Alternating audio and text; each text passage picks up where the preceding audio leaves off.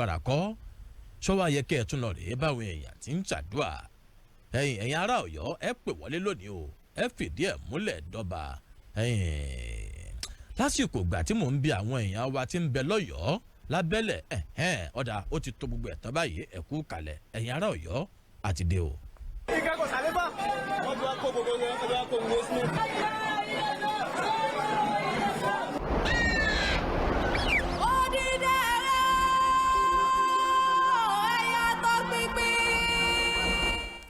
ẹ̀yin àgbààgbà tẹ́ ń bẹ lóde ilẹ̀ yìí bí n bá níná ń jólóko ẹ ní kí n lọ rèé bu irú rẹ̀ wá ni.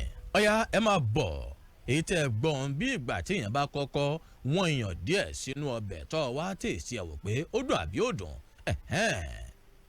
ẹ wá wo full details gangan lórí ìkànnì Facebook bí fídíò ọ̀hún ṣe rí bó ṣe di yam pẹpẹ skátàskátà iṣu atayanyan gbogbo ẹ̀ pátá lẹ́ẹ̀fojú ara yín rí lónìí ọ̀yá ṣéwọn abálànà gbéra ńlẹ̀ jáfò délùú Ọ̀yọ́ ńgbà tá a balẹ̀ Ọ̀yọ́ Aláàfin la balẹ̀ sí o ọ̀yá ẹ máa bọ̀ lórí ìkànnì Facebook Lagelu 96.7 FM nìbàdàn ẹ̀yin ará Ọ̀yọ́ ẹ máa wá kọ́mẹ̀ntì sórí ìkànnì.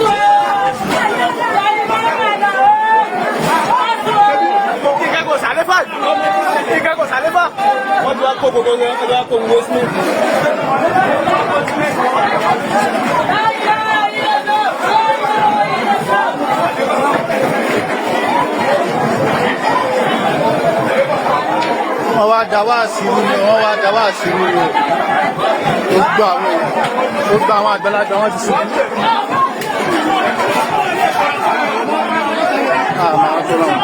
Láti ó sì máa bá wọn láti àti kò ní àmì tẹ́lifí wọn ládùúgbò láti wà ní kókò tó ní ẹ̀rọ ṣe bí wọ́n lè ṣàlẹ̀ ní àpáàtì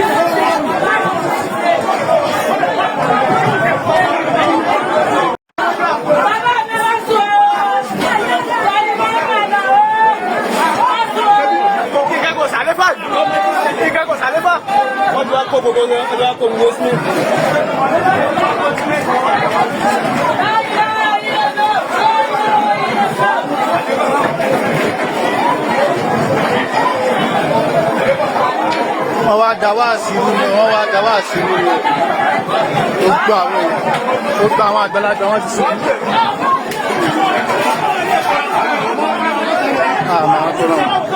Láti ó sì máa bá wọn láti àti kò ní àmì tẹ́lifí wọn ládùúgbò láti wà ní kókò tó ní ẹ̀rọ ṣe bí wọ́n lè ṣàlẹ̀ ní àpáàtì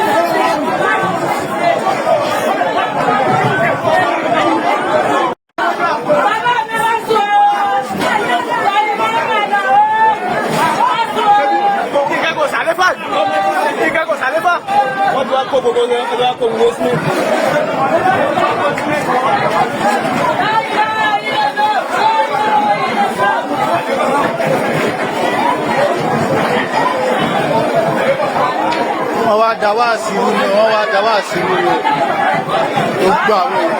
gbogbo àwọn àgbàlagbà wọn ti sìn.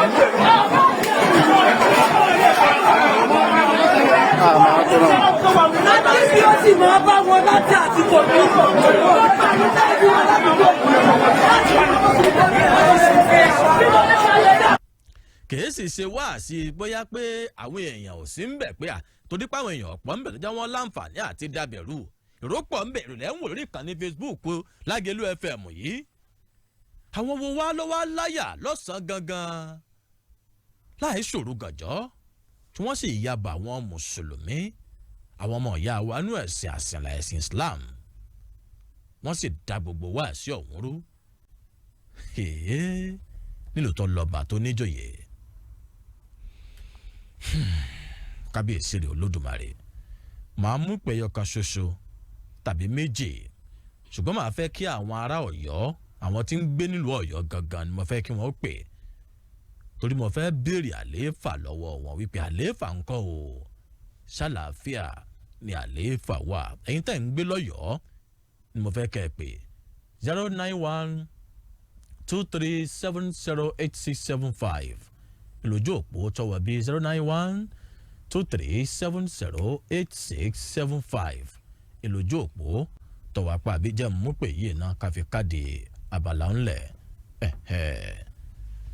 ẹ ti wọlé o Odídẹrẹ́.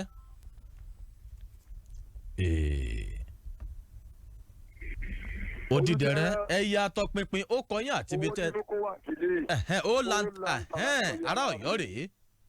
Ọlọ́run ní tó sun yín kò ní ẹlẹ́yìn. Àmín. Nínú àwẹ̀ ni ọ̀rọ̀ yẹn bọ́ sí.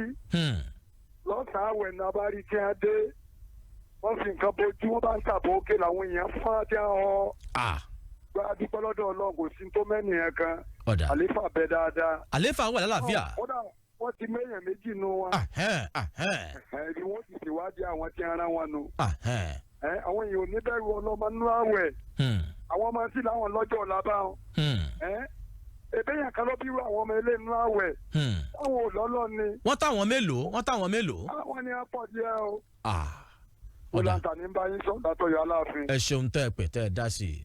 Ṣé bẹ́ẹ̀ gbálàyé lẹ́nu ó lanta látọ̀yọ̀ Aláàfin. Fọ́nrán òun sì wà lórí ìkànnì Facebook Lagelu FM. A fẹ́ polówó ọjà. Bàbá tẹ̀ka ìpolówó ọjà dé ètò wàá gbìnàyà ní ràbájì gan àti nírẹ̀gẹ̀dẹ̀ fín ẹ̀kú kalẹ̀. Bàbá ìbàrùbá ti doníwòsàn àgbà ọ̀kan ṣoṣo ìṣègùn tó lówó ọba mi fewé àtẹ̀gbọ́ràn kanko pí ọ̀pọ̀lọpọ̀ ṣègùn abigómọ gàlégàlé àgbàsít bàbá ìbàrùbá ọba iṣan ara mo dé láti gbógun ti ìpèníjà yòówù eléyìí tó bá ń dojú kọ iṣan lágọ̀ọ́ ara ká máa rìn gẹ́gẹ́ ká máa rìn gẹ́gẹ́ ó dàbí ẹni fẹ́ ṣubú kárìn díẹ̀ ká máa mí gúlegúle wàhálà orúnkún ìbàdí ẹ̀yìn ọrùn ẹ̀yìn ẹsẹ̀ ọrùn ọwọ́ àbí èjìká ká sùn ká máa rọrùn sùn ìkátẹlẹwọ́ sì máa gbọ̀n rìrì àbí kó máa kú tuẹ̀tuẹ̀ kó dàbí ẹni kẹsẹ̀ bọ́ jàkùtẹ̀. ká máa rìn lọ́sàn-án kó má dàbí ẹgbẹ́lẹ̀ ṣú. ká rìn kó dàbí ẹni tẹ ìgbà bí èso mọ́lẹ̀ ká jí ká máa pariwo ara ríro ewé àtegbò tí ń sáná bí iná gẹ́gẹ́ bí àwọn baba wa ti ń lò láyé ìgbàanì. ọkùnrin á sì máa sojúṣe rẹ̀ bí ọkùnrin. ẹ̀rọ ìgbàlódé ń bẹ fáyẹ̀ o láti mọ bí àrùn sápamọ́ sí. nìbàdàn albasi baba ìbàrùbá ọba iṣan ara opposite people's girls grammar school lẹ́yìn ilé bàbá adédìbú ní mọ̀lété nìbàdàn. 070-182-1111. pọ̀ mi dáadáa. 070-182-1111. bàbá ìbàrùbá ọba iṣan ara kí san wọ́n dá pé kára wa ó le kókókó àlàáfíà ní fún yín o. West Midlands Open University continues to make education affordable and accessible. And guess what? The founder, His Royal Majesty Oba Murtala Adebayo Akode MFR, is offering an amazing 40% scholarship for all students enrolling in the 2024-2025 session. You can now register with as low as 2,500 naira per course unit. Enroll for exciting degree programs like Information Systems, Computer Science, Data Science, Cybersecurity, Business Administration, Finance, Public Administration, Marketing, Economics, Accounting, Human Resource Management, and upcoming courses in Mass Communication and Educational Management. Application categories for fresh secondary school leavers, direct entry, and HND to BSc conversion are available with flexible installment payment. No JAMB requirement. Getting a degree is much more easier with WMOU. Visit us in Lagos at number 1A, Oba Akran Avenue Road, Ikeja, Lagos. Our Ibadan Operational Center is located at White House at Dewumi Street off